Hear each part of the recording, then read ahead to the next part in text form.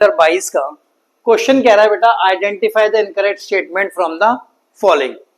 कह रहा है ऑल द 5 4d ऑर्बिटल है shape similar to the respective 3d orbital. बेटा शेप्स बेटा जितने भी d ऑर्बिटल है सबकी सेम ही रहती है ना।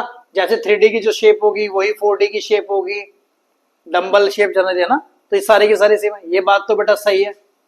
सेकंड कह रहा है in an atom all the 5 3d orbitals are equal in energy in free state.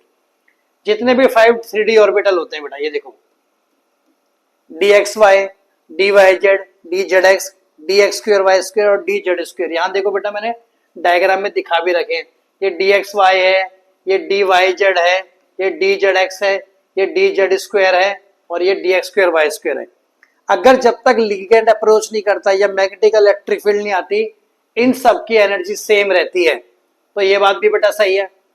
आगे लिखा है the shape of dxy dy and dzx are similar to each other and dx2 y2 dz are similar to each other. ध्यान से देखो, ये देखो ये dxy है, ये dyz है, ये dzx है। तीनों की शेप बेटा लगभग के साथ सिमिलर ही है।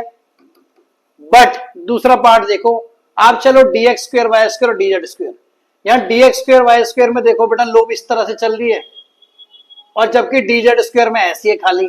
तो एक में तो दोनों तरफ और एक में, तो ये वाला पार्ट बेटा, ये वाला पहला पार्ट तो सही है बट ये वाला पार्ट गलत हो जाएगा, यानी आंसर तो यही है इनकरेक्ट स्टेटमेंट थर्ड वाला। फोर्थ पे चलते हैं।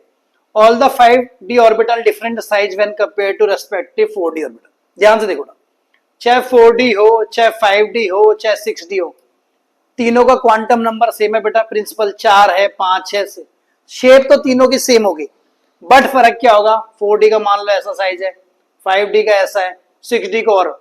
तो यहाँ पे तो बेटा किसकी बात करी गई है, कह रहे डिफरेंट इन साइज है। सही बात है बेटा, साइज तो अलग हो गई। तो जो इनकरेक्ट स्टेटमेंट है ऑप्शन नंबर